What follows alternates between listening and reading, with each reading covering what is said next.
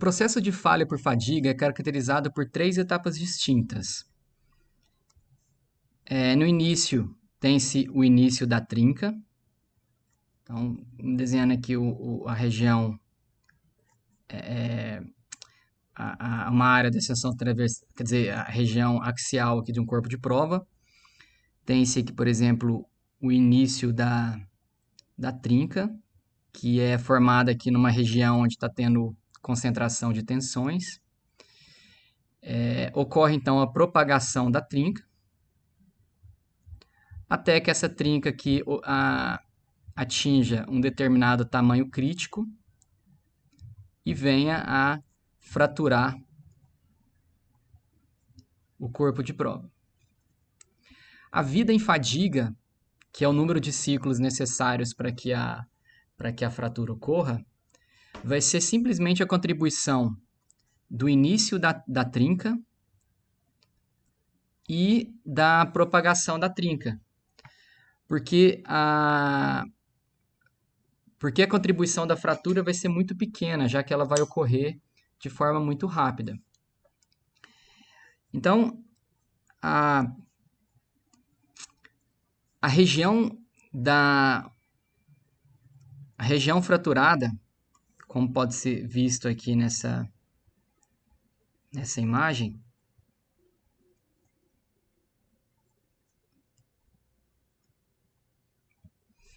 a região fraturada geralmente apresenta algumas marcas. Nesse caso aqui são marcas macroscópicas, né? E esse aqui é o tipo de marca que se chama marca de praia. São essas marcas dessas formas aqui. Marcas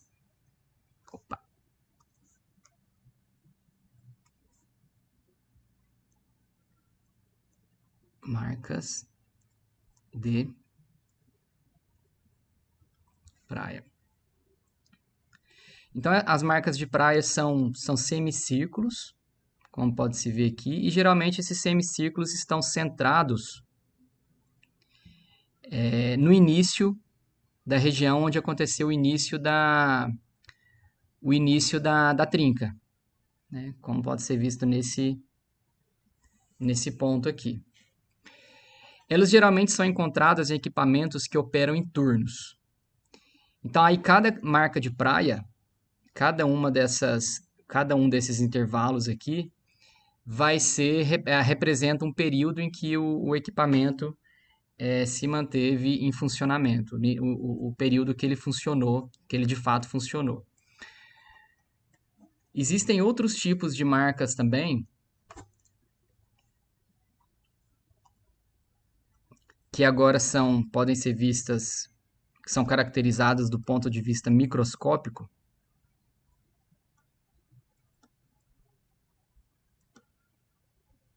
Então, as marcas de praia são marcas macroscópicas, porque elas podem ser vistas a olho nu. Enquanto esse outro tipo de marca aqui, que são as estrias, elas só podem ser observadas microscopicamente.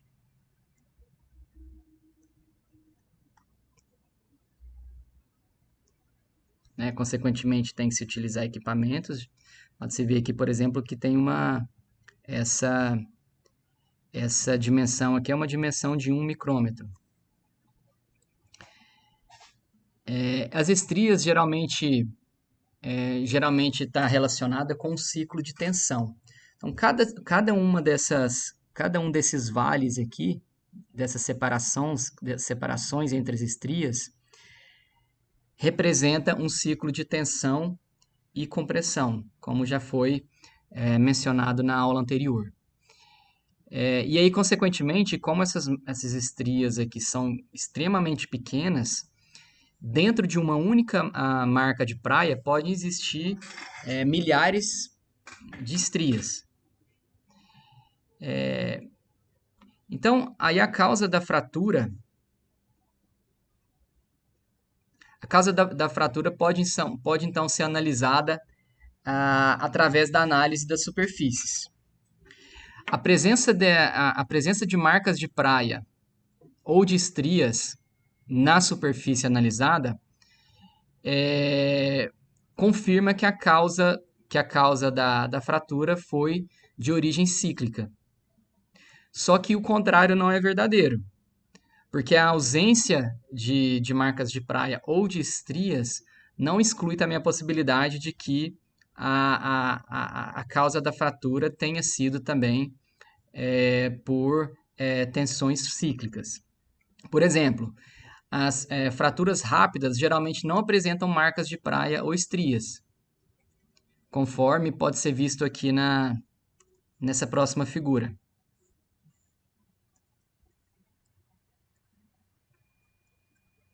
Então, aqui, essa figura aqui está mostrando a seção transversal de um objeto onde aconteceu uma fratura rápida, né? Então, essa aqui é a região, ponto inicial, onde a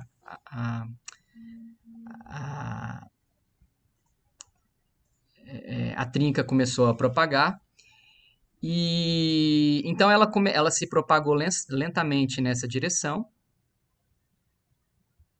até esse ponto aqui, quando aconteceu então a fratura rápida, né? Então, o momento onde o ponto a partir da qual a fratura passa a ser rápida é caracterizada com essa textura opaca e fibrosa.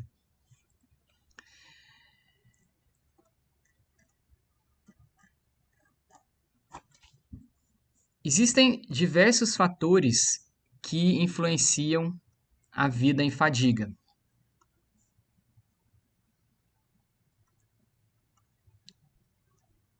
Fatores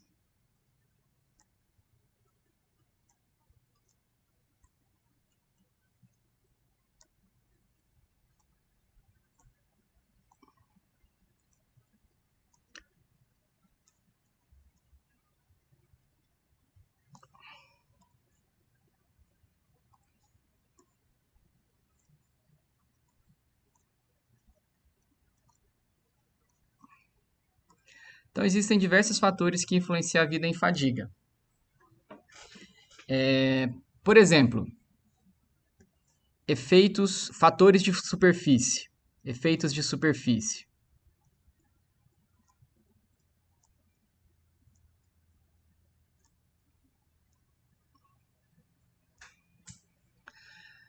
A tensão máxima em um complemento ou estrutura ocorre geralmente na superfície do mesmo.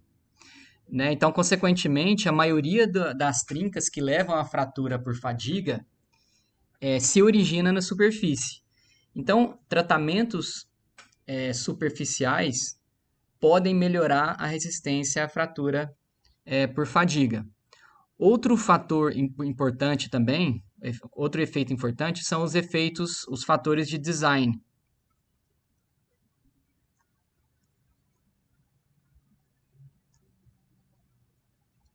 Por exemplo, qualquer entalhe ou descontinuidade geométrica em um objeto pode atuar como um concentrador de tensão e ocasionar o início de uma trinca. Então, consequentemente, deve-se evitar essas descontinuidades. Por exemplo, pode-se, em vez de quando se deseja produzir, por exemplo, uma peça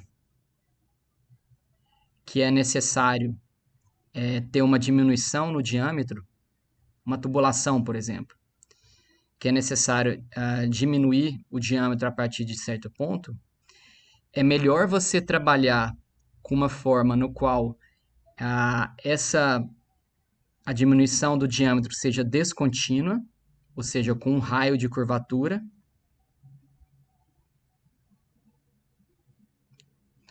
do que você trabalhar com a diminuição de diâmetro de forma abrupta. Né? O fato de existir, então, essa descontinuidade aqui pode ocasionar é um concentrador de tensões e pode ocasionar o desenvolvimento de trincas. Em relação aos efeitos de superfície, consequentemente, é ali na superfície que as maiores tensões estão concentradas, então existem alguns tipos de tratamentos superficiais que podem ser realizados nos materiais. Por exemplo, polimento.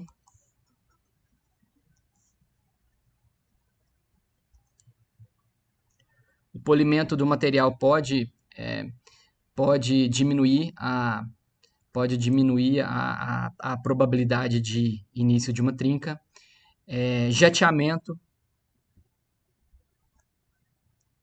No jateamento, você faz o jateamento com partículas pequenas, entre 0,1 e 1 milímetro de diâmetro. Elas são então projetadas com uma velocidade muito grande contra a superfície do material, e isso faz com que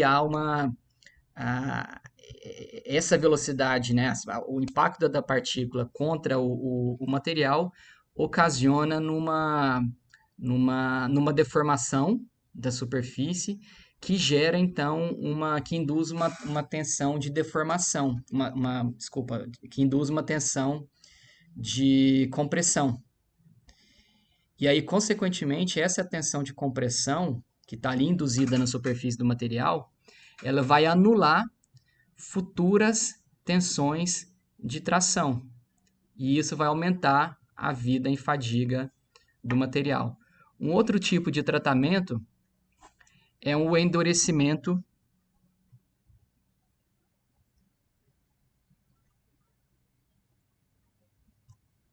de camada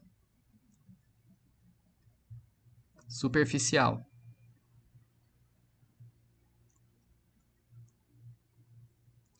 No caso do endurecimento de camada superficial, ocorre um tratamento químico dessa superfície em meio, por exemplo, em um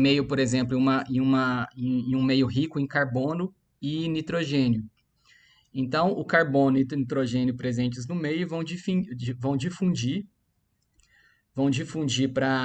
através da superfície, né, em temperatura alta, e vai haver então a formação dessa camada rica em carbono e nitrogênio. E a formação dessa camada rica em carbono e nitrogênio ela é acompanhada de tensões compressivas, né? Então, da mesma forma que lá no jateamento, então induz então a formação de tensões compressivas na superfície do material, que vai então da mesma forma anular futuras tensões por tração que venham a ser futuramente aplicadas na superfície do material, que vai aumentar então a vida em fadiga do mesmo.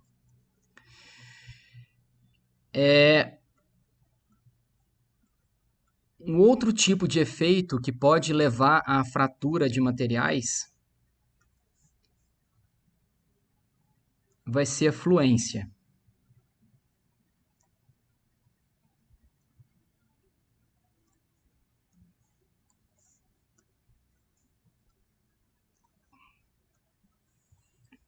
Fluência é a deformação resultante quando materiais são utilizados em temperaturas elevadas e expostos a tensões mecânicas estáticas. Então, diferentemente das tensões cíclicas, da fadiga, aqui a tensão é estática, você mantém a tensão num valor fixo. Por exemplo, então, quais tipos de materiais podem estar sofrendo fratura por fluência?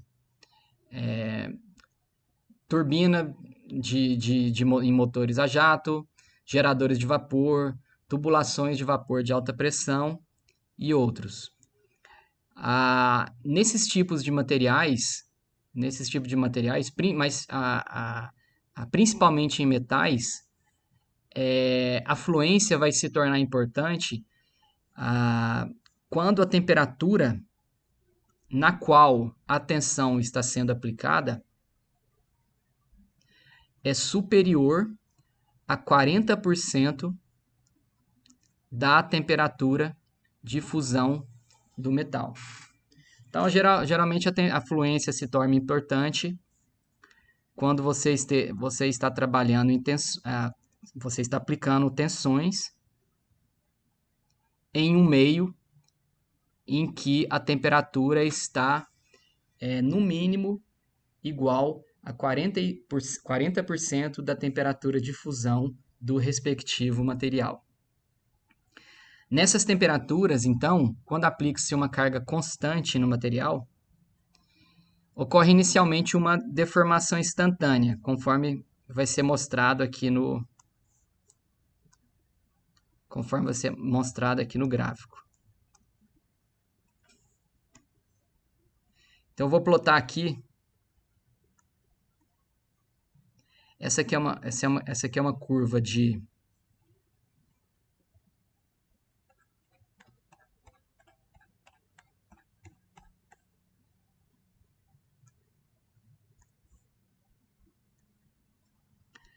essa aqui vai ser uma curva de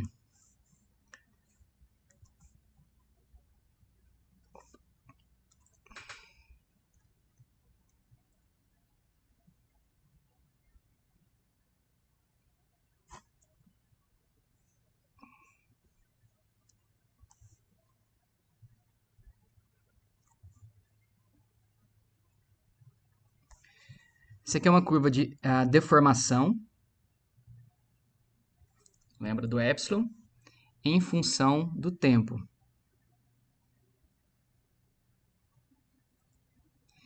Então, se você está operando então numa temperatura de no mínimo 40% da temperatura de fusão do material, e você começa a aplicar uma carga constante, então lembrando, a tensão aqui vai ser constante. Inicialmente, o material, né, então eu vou começar a medir então a deformação desse material com o tempo. Então, em um instante inicial, vai haver aqui uma deformação instantânea.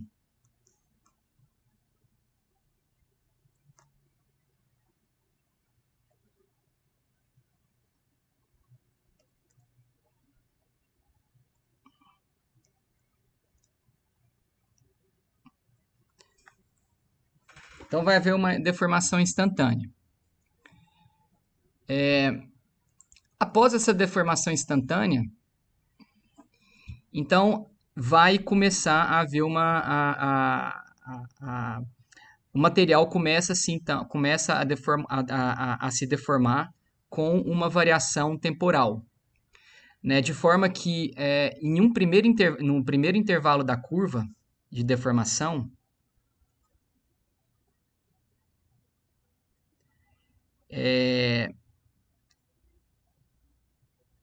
a deformação começa o material começa a se deformar com uma taxa cada vez menor com o tempo, né? Então aqui aqui nesse ponto a taxa de deformação está sendo alta, enquanto que para tempos maiores a taxa de deformação, que é aqui a tangente da curva, né? Ela está diminuindo. Então isso indica que nessa primeira etapa, o que é caracterizada como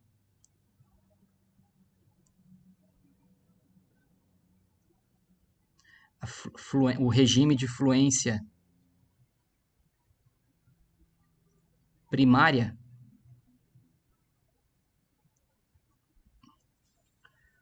o material está experimentando um aumento na resistência à fluência com o tempo.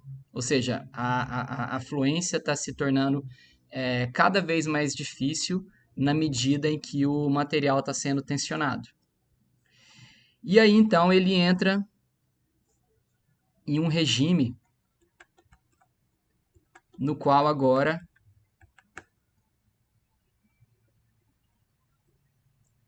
o material vai entrar num regime no qual a taxa de deformação vai ser praticamente constante.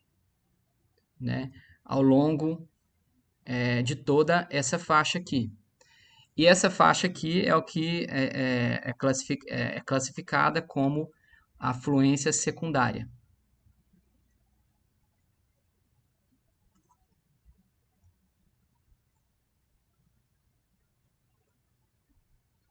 Então, frisando, né, a característica principal da fluência secundária é a taxa de deformação constante. Essa taxa de deformação constante é também chamada de taxa de fluência em estado estacionário.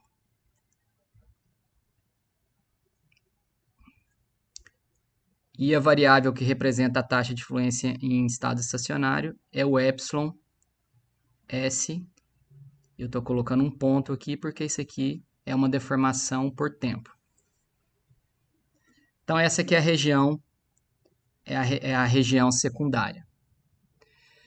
Terminando o regime secundário, entra-se então na fluência terciária, que, ao contrário então da fluência primária, o material agora, na medida que o tempo passa, ele começa a ser cada vez menos resistente à fluência, até que ele chega num ponto que vai ocorrer a ruptura.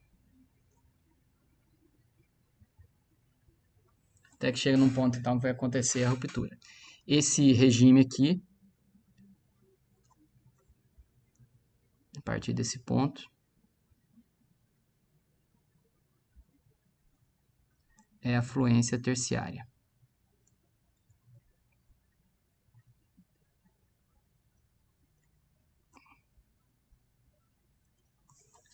Essa aqui é a fluência terciária. A taxa de fluência em estado estacionário é uma variável extremamente importante aqui para a gente, como vai ser visto a seguir. Existem algumas variáveis que influenciam essa curva aqui, né? A curva de deformação em função do tempo, ou seja, a curva de fluência.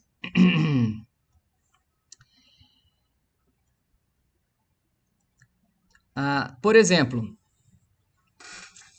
se a gente... Vou utilizar essa mesma curva aqui.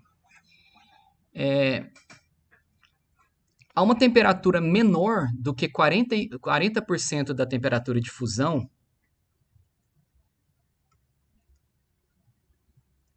então, se eu não estiver trabalhando com esse limite aqui de 40% da temperatura de fusão do material, estiver trabalhando numa temperatura menor, e aí eu imponho, então,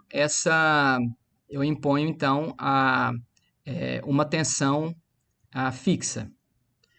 O que vai acontecer é que, nesse caso aí, essa deformação instantânea, né, mesmo que você esteja trabalhando com uma temperatura menor do que 40% de TF, a deformação instantânea vai ocorrer.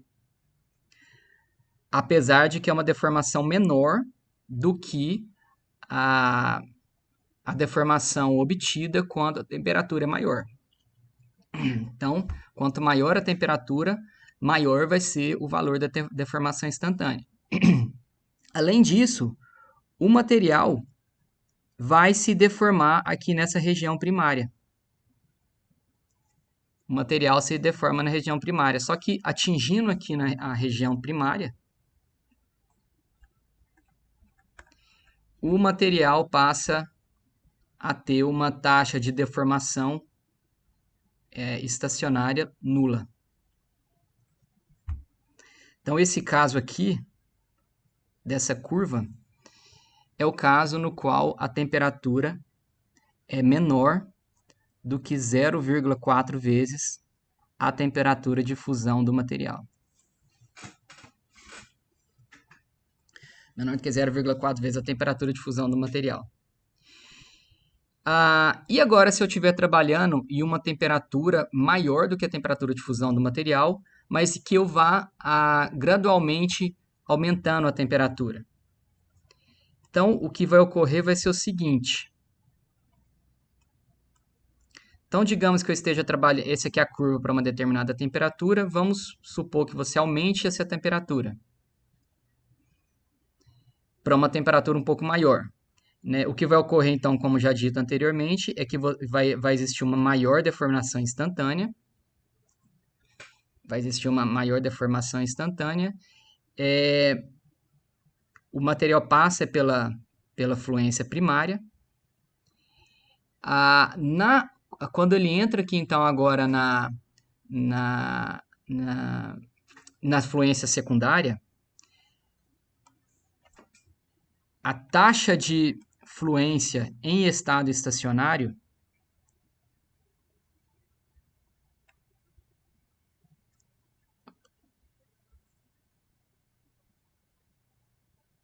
então a taxa de fluência em estado estacionário aumenta. Tá vendo? Então a tangente a tangente aqui da reta em relação a essa aqui vai aumentar. E além disso, o tempo de vida até a ruptura vai diminuir. Então, esse material vai vai entrar na fluência terciária e vai se romper depois de um tempo. Então, veja que o tempo aqui, numa temperatura menor, é maior do que o tempo de ruptura para uma temperatura. O tempo de ruptura para uma temperatura menor é maior do que o tempo de ruptura para uma temperatura maior. Esse tipo de comportamento aqui é válido tanto para temperatura quanto para a tensão. Então, por exemplo, no caso da tensão, se essa aqui é a curva gerada para uma determinada tensão, para uma determinada temperatura, se eu mantenho fixa a temperatura e agora eu aumento o valor da tensão ao qual esse material está submetido, então a deformação instantânea também vai aumentar por esse aumento da tensão e a taxa de fluência em estado estacionário também vai aumentar, porque aumentou-se a tensão. E, além disso também, o material vai se romper após um tempo menor do que aquele material que foi submetido a uma tensão menor.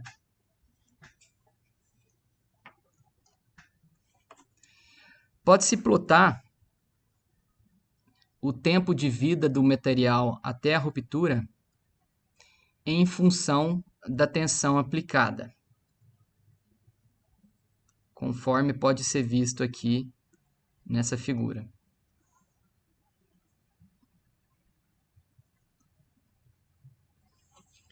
Então, essa figura aqui, ela está demonstrando o tempo de vida do material até a ruptura, aqui na abscissa, em função da tensão aplicada. Para diversas temperaturas, aqui para a temperatura de 650 até 925. Esse gráfico aqui é para uma liga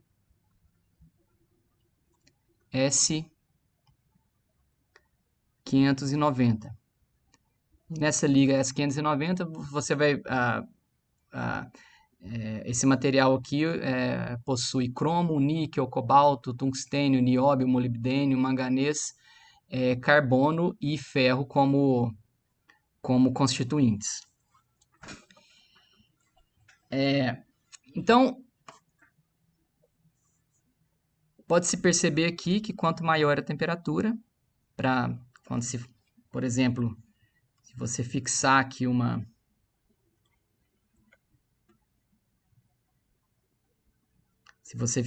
por exemplo, um valor de tensão para 200 megapascal. Quanto maior quanto maior a temperatura, menor vai ser o tempo de vida do material em fluência. Foram desenvolvidas relações empíricas nas quais a taxa de fluência em estado estacionário, ou seja, o ES ponto, ou seja, que foi obtido lá no regime de fluência secundária, é expresso em função da tensão. Então, o εs vai ser uma função da tensão. Essa aqui vai ser uma função empírica, uma relação empírica.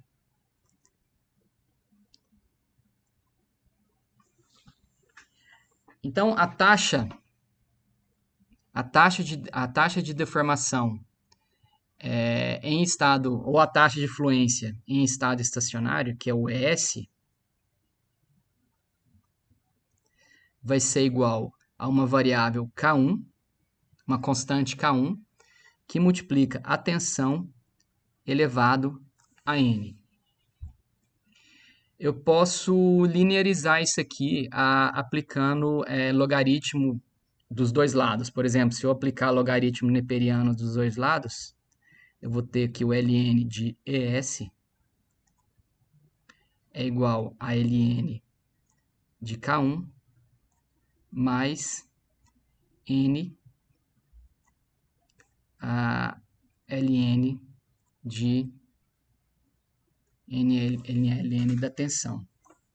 Então, se eu plotar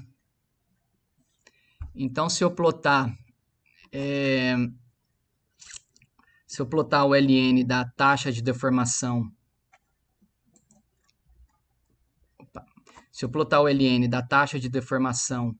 em função do ln da tensão, eu tenho uma relação linear, conforme pode ser visto aqui nesse gráfico aqui de taxa de deformação em relação à tensão para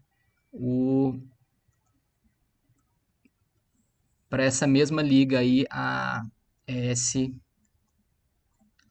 para a liga S590.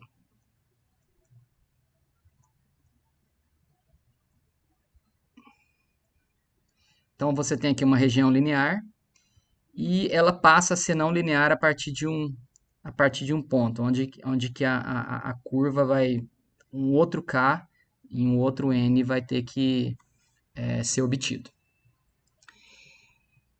E aí veja que aqui você tem uma relação da taxa de fluência em regime, o ln da taxa de fluência em regime estacionário em função do ln da tensão aplicada para diferentes temperaturas. E aí a relação com a temperatura, ela pode ser inserida aqui nessa função. Essa função aqui, inclusive, eu vou chamar essa equação aqui de equação 5.8. Eu devo ter esquecido de alguma numeração lá em cima, mas depois a gente vê isso. Essa equação eu vou chamar de 5.8. E a variação com a temperatura é inserida aqui dentro da variável K1. E vai ser, a variação com a temperatura, como em várias outras situações, vai ser uma função de Arrhenius. Né? Nesse caso, então, eu tenho que K1 vai ser igual a K2, que multiplica a exponencial de menos a energia de ativação para fluência dividido para R vezes a temperatura. Essa aqui é a equação 5. Peraí. 5.8, então essa aqui é a equação 5.9.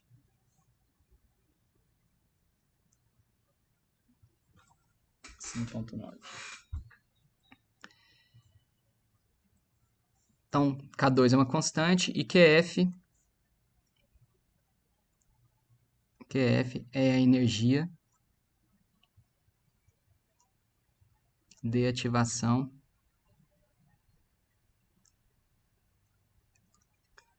para a fluência.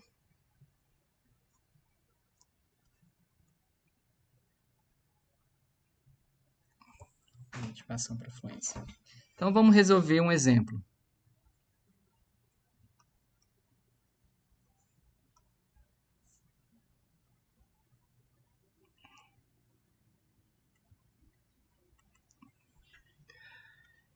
Os dados abaixo mostram taxas de fluência em estado estacionário. Então, taxas de fluência em estado estacionário em função da tensão. A taxa de fluência em estado estacionário vai ter a unidade de hora, nesse caso aqui, elevada a -1. Porque a taxa de fluência vai ser a variação da deformação em relação ao tempo.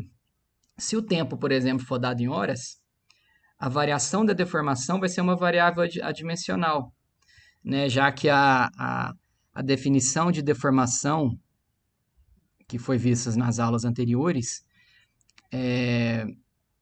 vai ser igual ao comprimento final, ou comprimento instantâneo, menos o comprimento inicial, dividido pelo comprimento inicial.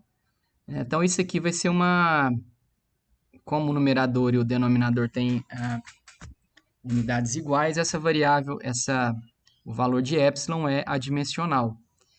Então, epsilon dividido por tempo vai ser simplesmente, então, o tempo elevado a -1.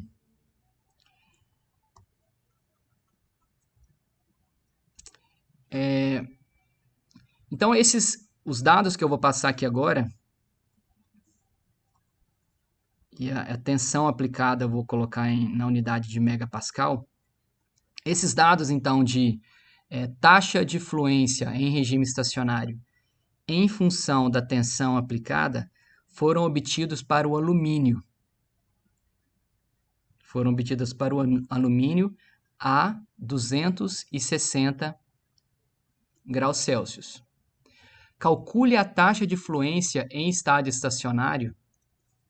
Calcule a taxa de fluência em estado estacionário para uma tensão de 10 megapascal e T é igual a 260 graus Celsius.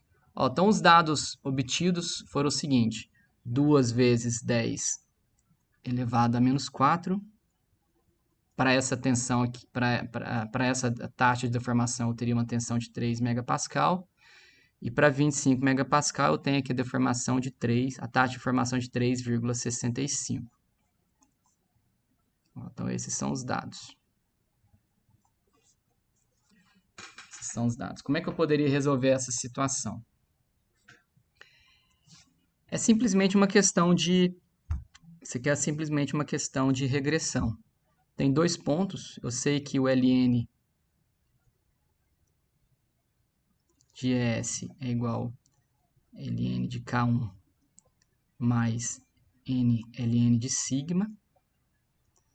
Então, eu posso aplicar isso aqui para um ponto 2, por exemplo. Sigma 2. E posso subtrair de um ponto 1. S1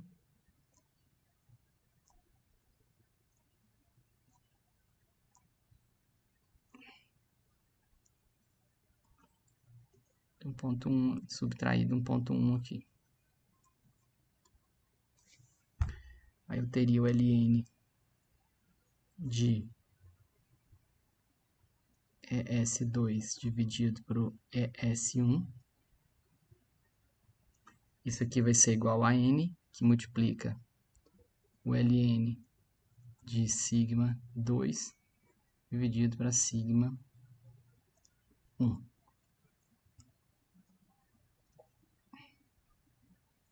Beleza, aí eu tiro aqui, consigo obter que N, então, é o Ln de ES2, ES1, sobre o Ln de sigma 2 sobre sigma 1.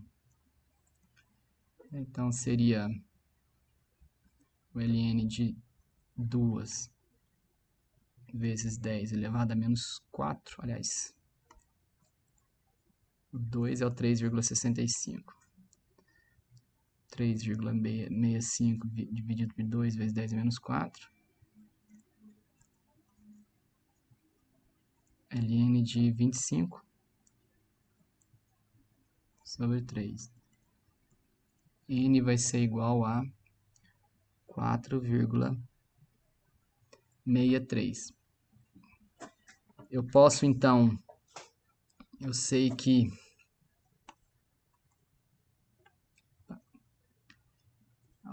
então que o K1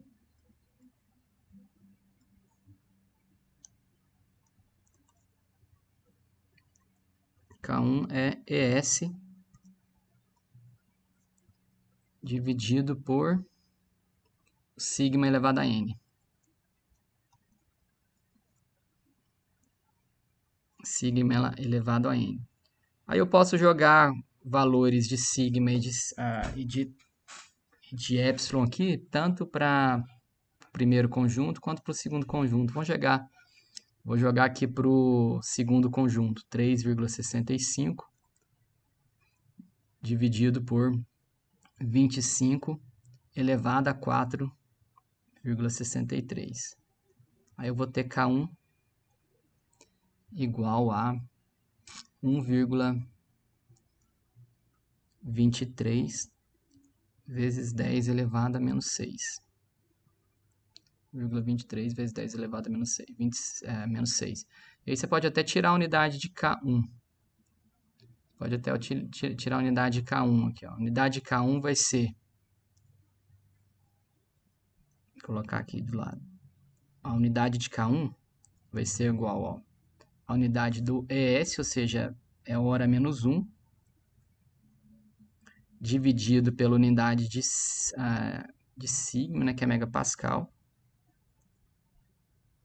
elevado a 4,63. A unidade de K1 é isso aí. Então, hora a menos 1 dividido para megapascal.